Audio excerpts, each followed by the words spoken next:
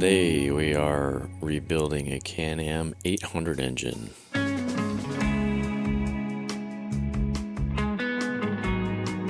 Show you some pictures in a minute here what exactly happened, but kind of a common issue on these first gen Outlanders.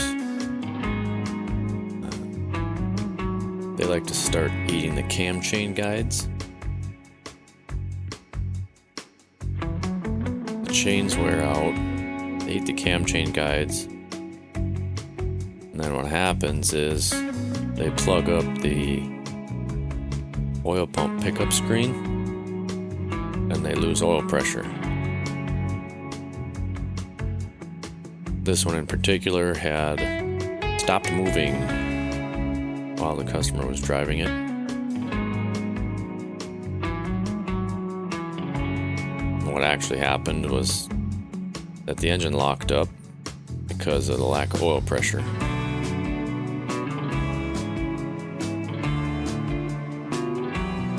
So here we're gathering all of our engine parts, putting them through the cleaner, making sure it's nice and spotless, making sure to get all the plastic that ran through this engine all out.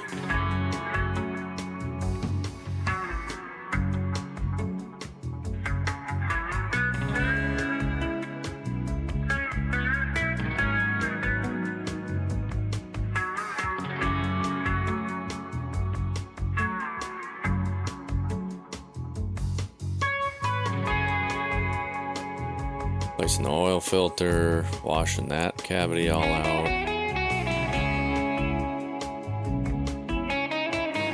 Making sure all parts are nice and clean. Scraping some gasket maker off of this bearing holder or the drive shaft that runs through the engine up to the front differential.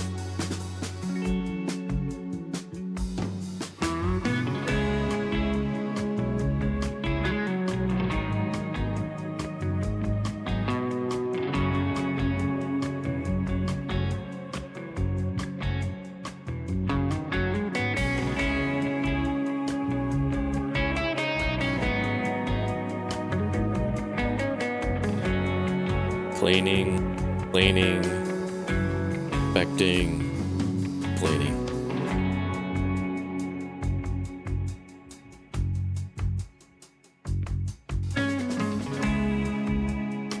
Here I am pounding in the new crankshaft bearings. They're a plain style bearing.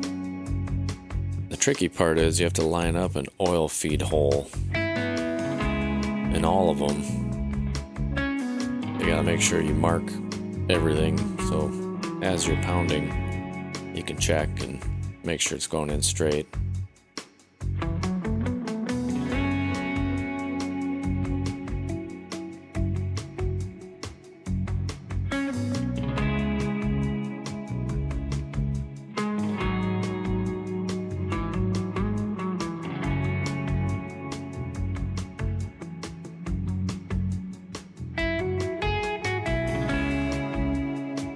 Pounding in some more bearings.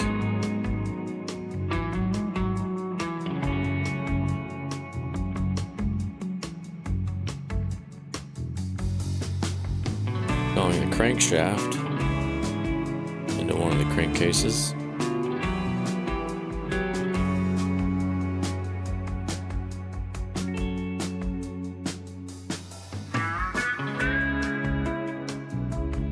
Here I'm oiling up the connecting rod bearings before I install them.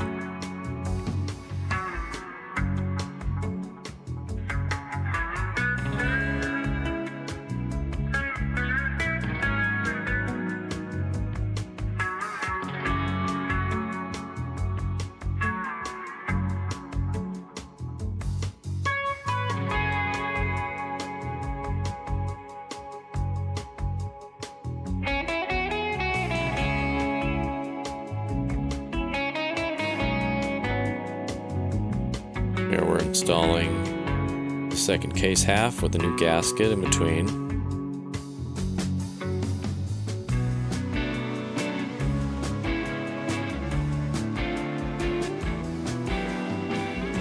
Torquing all the crankcase bolts.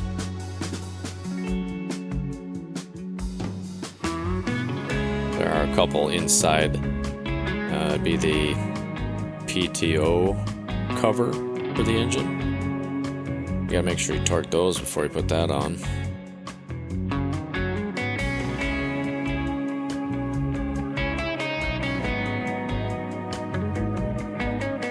Here I'm installing the oil pump and its drive gears.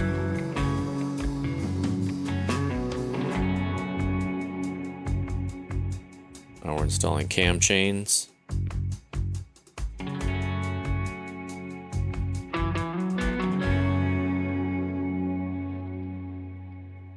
On goes the PTO cover.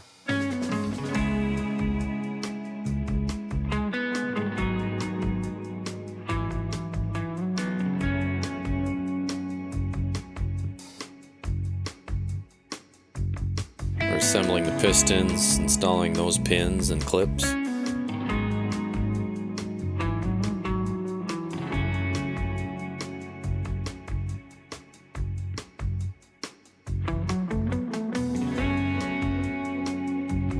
Rehoning both the cylinders to put a cross hatch in to help with correctly oiling the cylinders. We want to get all that glazing off of there and give that oil something to cling to as the piston comes back down.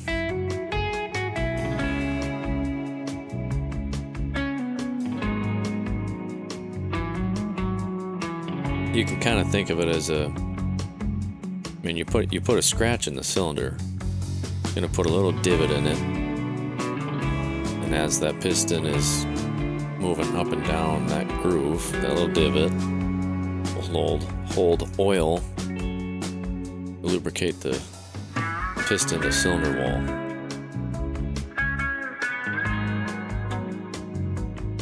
I'd like to apologize for the very blurry camera work. What a rookie.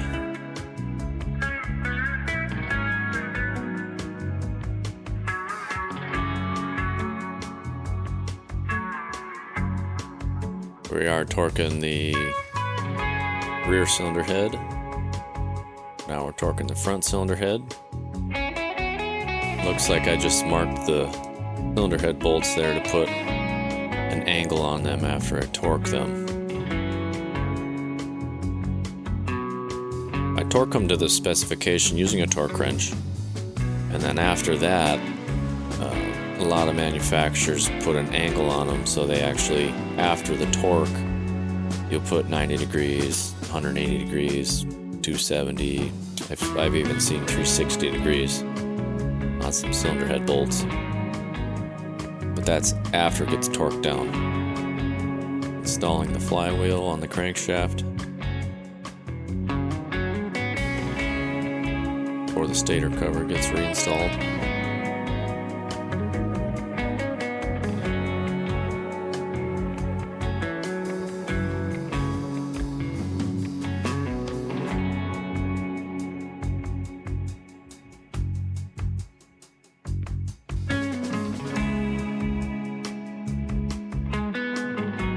Now comes to the fun part of timing these V-twins.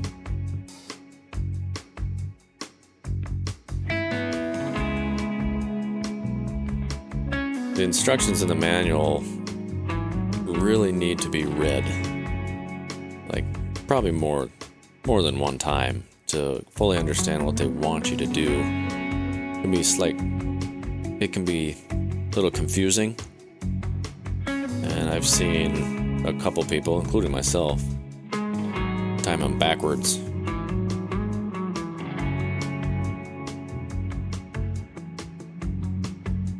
Using their instruction, it makes it sound like you start with one cylinder, and in reality you start with the other. Whenever you do it, double check your work, spin that motor over and see if it's right. Adding oil to the engine. I always like to spin the motor over, whether it be on the bench or once I get it in the machine, Just spin it and make sure I have oil pressure at the top of that engine before continuing.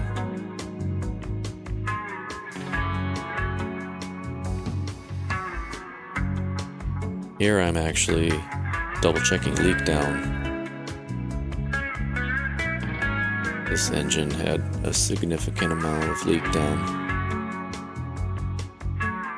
and I was diagnosing it.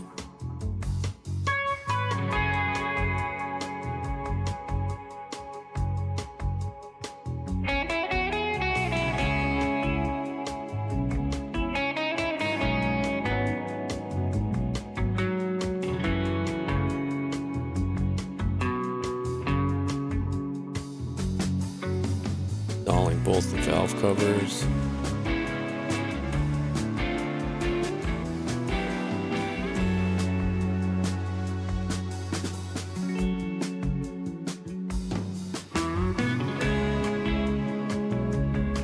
Hook the intake manifold over to the parts cleaner. Get it all nice and clean.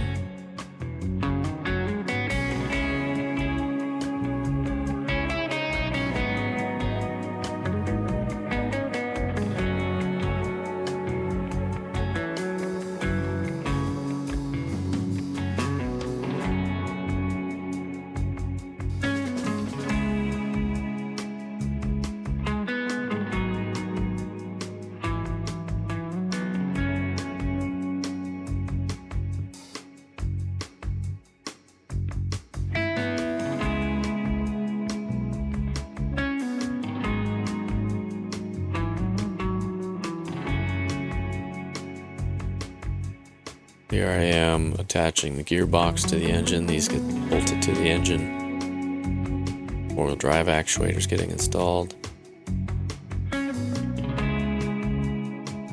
Cleaning up and installing the starter motor.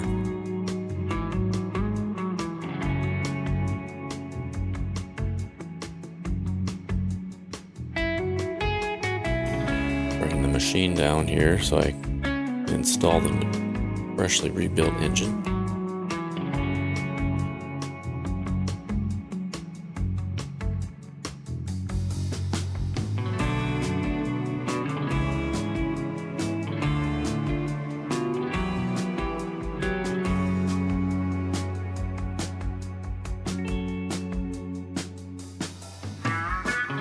I'm wrestling with the engine to get installed.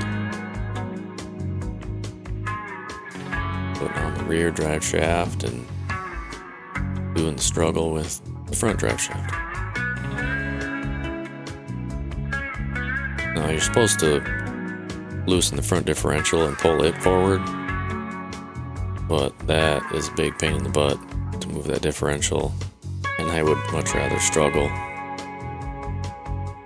wrestling the motor around to get that front prop shaft on.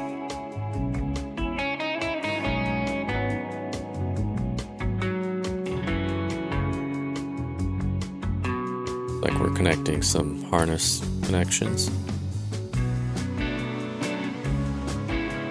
Big starter wire, big ground wire, crankshaft position sensor, both injectors, gearbox, range sensors, running stator wires and connecting the fuel line.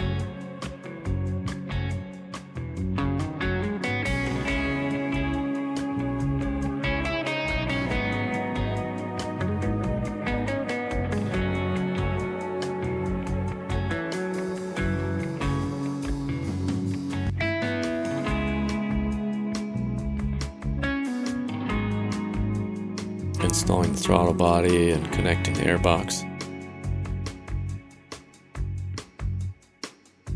Connecting the shift rod to the gearbox.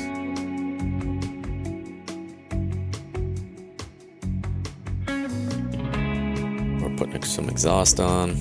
I think I left the muffler on this time.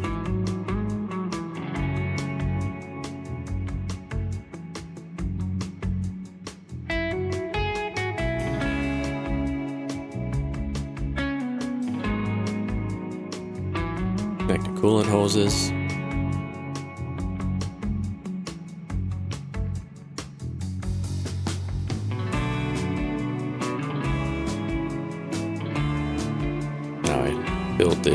Now I had filled the engine oil earlier, but now I just filled the gearbox with fluid.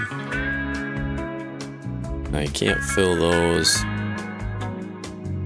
until it's made it to the engine, because the front of the gearbox just has a big hole in it. And once you made it to the engine seal actually seals the gearbox fluid. What I'm doing on the other side is getting the clutch backer on, assembling the clutches and installing those.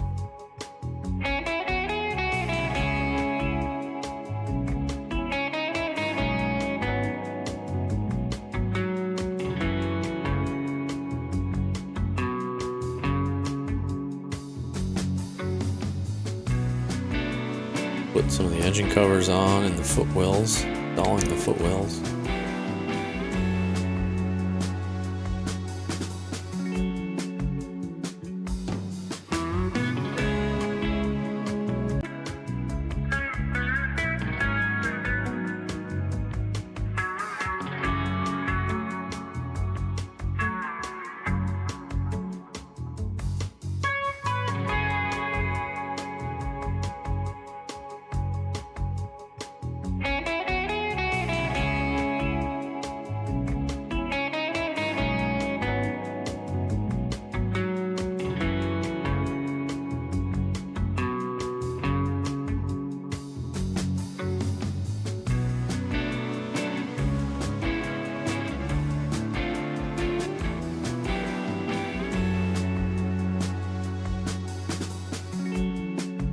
Putting the plastics back on, put the tires back on.